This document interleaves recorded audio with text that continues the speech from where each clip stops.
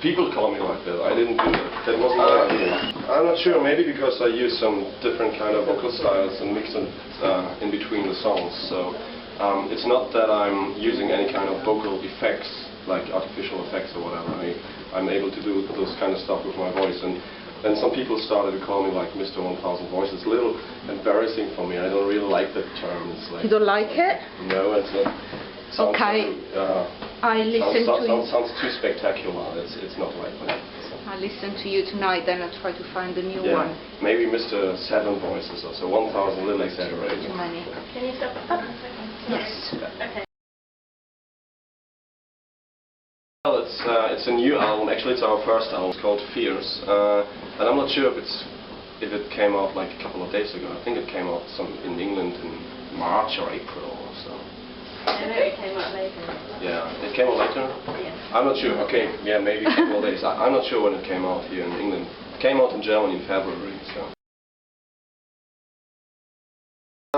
I'm the kind of guy that doesn't like to ask my label for numbers. I don't really want to know how many copies have been sold and stuff until the second album is ready, because I don't want to be like I don't want to be like happy or depressed or whatever when I see how many copies have been sold, and I don't want that to be my aim in music, like sell as much records as I can. So I think it went quite well. So, but I can't give you any like 100 or 1,000 or 10,000. I don't know that. No, let's not talk numbers. I don't like numbers either, but the feedback from your fans. The feedback was perfect. The feedback from the fans, the feedback from the press, the feedback from my parents, from my friends. No, it was cool, really.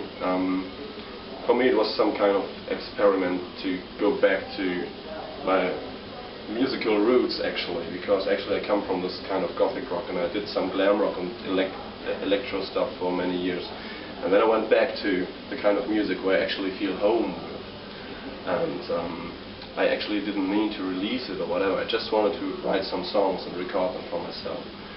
And so it feels good that it went so well. So it's cool. When people ask us, we are aware of that there's many girls in the audience. So when we were kind of drunk this one night a couple of months ago, we started to call it Pussy Wedding Goth Rock, but I think that's in the end that's some kind of joke. I can't really describe it, because actually every band you're asking, they say like we don't fit in this corner or this corner, we make a mixture between this and that. I'm not sure. I think in the end it's some kind of gothic rock or gothic metal, although I don't really like the word gothic, but I think in the end it's kind of like that.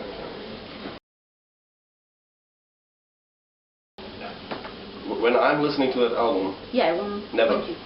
Okay, when would you? If it wasn't yours, when would you listen to it? I listen to that album while producing it for so many times. I don't listen to them. I think there are three situations I can imagine where I would listen to it.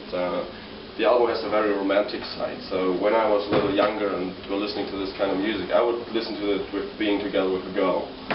So this leads to the second point. It's going to be sex in the end, so maybe. I never tried it to have sex to my own music, but maybe I should one day, I'm not sure. Let's see. And the other thing is we have this aggressive and desperate side about all the grief and the losing which goes along with love and stuff. So I think that album might help people when they feel alone, so that they maybe feel a little bit better. I still play in the glam rock band called The Pleasures, but I don't really have that much time for it, because Love of Lost is kind of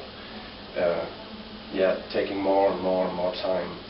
And I've done some EBM, Gothic, Industrial Electro thing with another guy for a couple of years, and we're just about taking this to another level and making something new. So that's not going to be the only band I'm in. There's going to be some electronic stuff in the future as well. Yeah, that's where my heart is musically. What my else baby, that's me. It's not taking us that far, just a couple of dates in England and a couple of dates in Germany together with AC Slate, and we play one show in the Czech Republic. But we're going on a 30 days tour in winter or in early 2011 through all over Europe. So it's going to take us everywhere in Europe actually. Yes, I think I will talk to him about this. Like, I mean, we want to go to the States, and AC Slate is a good. What's the right word for it? Contact? Yeah, it's a good contact to maybe to use that and go there. The thing is, doing what we're doing is very expensive. It's not like that we are earning like millions of money with that and can pay everything we want. So going to the States would cost us lots of money. So actually we're 7 guys in the band, and it's like, you can imagine, it's like yes, thousands of euros to just go to the US and play there and earning no money. So we have to decide between taking this money, producing a cool video, or producing another album, or going to the States for maybe 1 or 2 weeks. So as long as if there are no offers for us to go, then at least earn some money to get out of it by zero. And I think there's more important things for us where we could spend that money on. You mean the CD selling problem? Mm-hmm.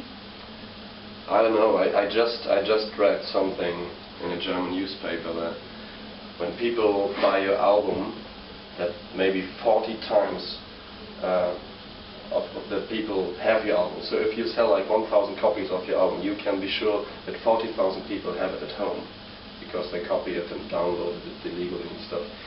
So if you imagine that maybe 50% of that 40,000 people would have bought the album, you would have earned so much more money to go further and further and make more stuff, you know, like produce better albums, go on longer tours and stuff, because you would have the chance to live from what you're doing. So this is the one side that actually it's destroying the market, that's true. But on the other hand, all the internet stuff is maybe the only opportunity for us to go to places like this. You know, all those things I've done in the last couple of years with my other projects and bands, they actually all were realized because of MySpace and Facebook nowadays and internet contacts, and because people all over the world can listen to your music. It's not just been like that like 30 years ago. So there's always those two sides, you know. Yeah, we're just in the middle of the production of the second album, and we're going to produce a video at the end of the year for the first single. It's coming out in January, February, March. It's called Sex on Legs, and then there's going to be the second album between May and August next year. I think I'm going to put up the first tracks maybe in, I can say it's not just my decision, I have to check that with my label. I think maybe in early 2011, January or so, that people can listen to the first few tracks. We're playing lots of new songs live already. We're going to play like 2 new songs tonight.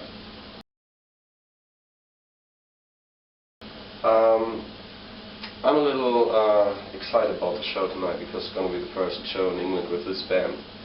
Not the first show in England in general. I've played lots of shows here, but it's the first show with this band. And as I have experienced the English audience, they have been always very much into rock and roll and sleaze rock and all this kind of music. So it's kind of new for me to go on stage with that darker side of thing, you know, like metal gothic thing. So it's going to be, yeah, I'm sure I feel a little vague at the moment. So let's see after the show.